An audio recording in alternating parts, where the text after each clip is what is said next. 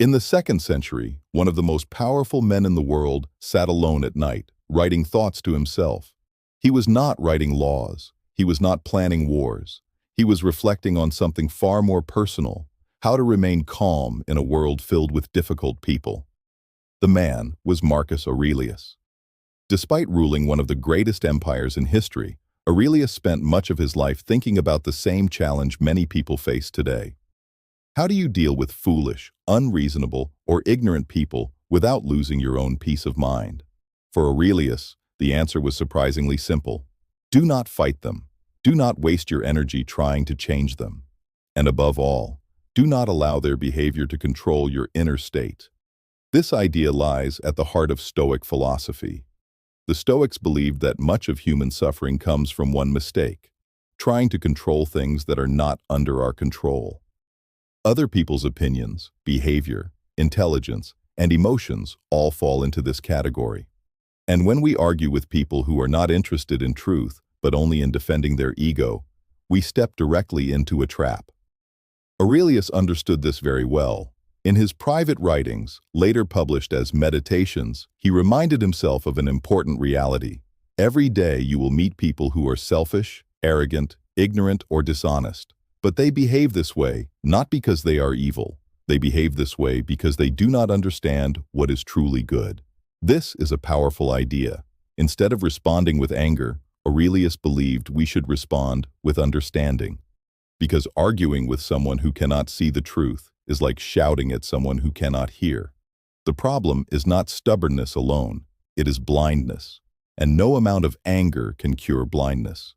Many people believe that intelligence means winning arguments, proving others wrong, dominating debates. But from the Stoic perspective, true intelligence looks very different. True intelligence means knowing when an argument is pointless, knowing when the other person is not searching for truth, but only for validation. In those moments, the wise person does something unexpected. They remain calm. They step back. They refuse to participate in the conflict. This is not weakness. It is discipline. Because emotional reactions are easy. Anyone can become angry. Anyone can raise their voice. Anyone can try to prove their superiority. But controlling your own mind requires strength.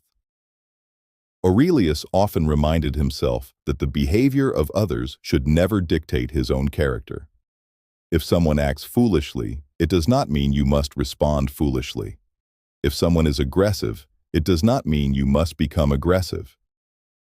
The Stoics believe that every person has control over one thing above all else: their own mind. And when that control is lost, the individual becomes a slave to external events. Arguments are one of the fastest ways to lose that control. When people argue, they stop listening. They stop thinking clearly. The conversation becomes a contest of ego. Each person tries to defend their identity rather than search for truth.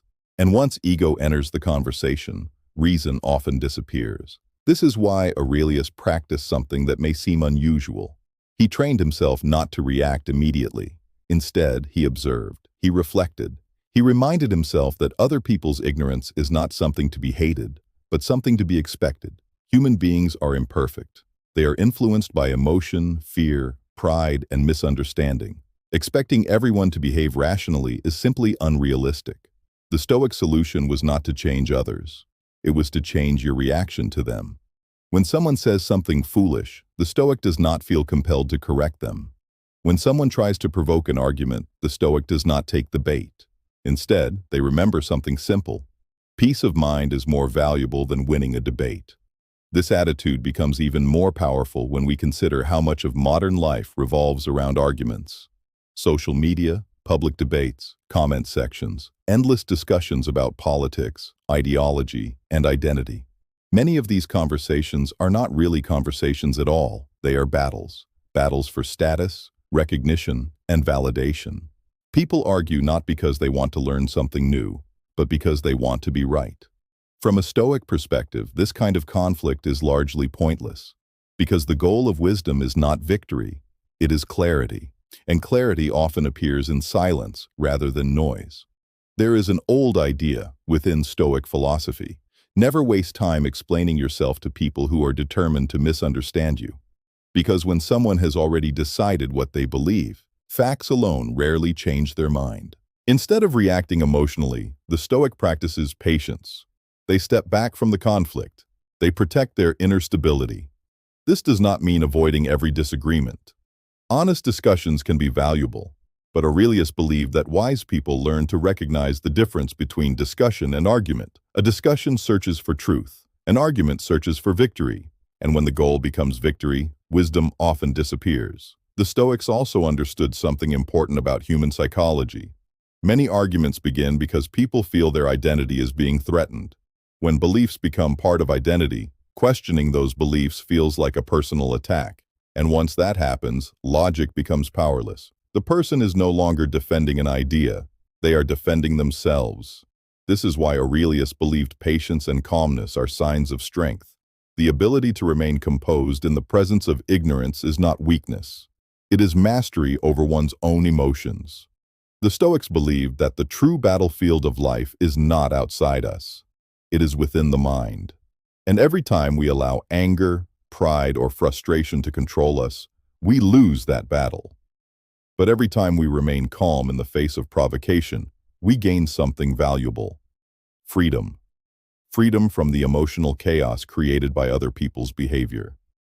In the end, Marcus Aurelius did not measure wisdom by how many arguments a person could win. He measured it by something far simpler: how well a person could maintain their inner peace. Because in a world full of noise, foolishness, and constant disagreement, the rarest skill is not speaking louder, it is remaining calm.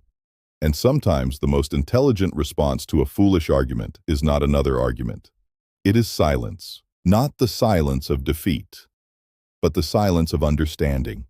Because the wise person eventually realizes something that many people spend their entire lives discovering.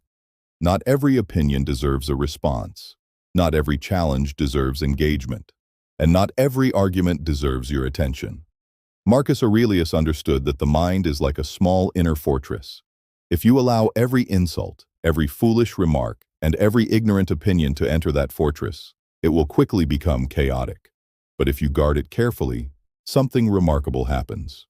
You remain calm while others lose control. You remain thoughtful while others become emotional. And you remain free while others become trapped in endless conflicts. This is the quiet strength of Stoicism, the ability to walk through a world filled with noise without becoming part of it.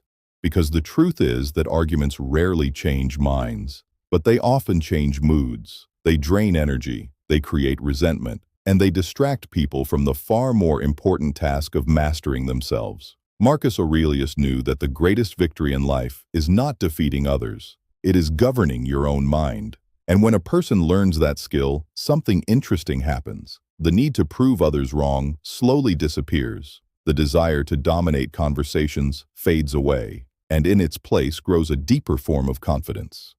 The confidence that comes from understanding that peace of mind is more valuable than the approval of others. In a world where everyone is trying to be heard, the wise person learns something different. They learn when to speak, and more importantly, they learn when to walk away.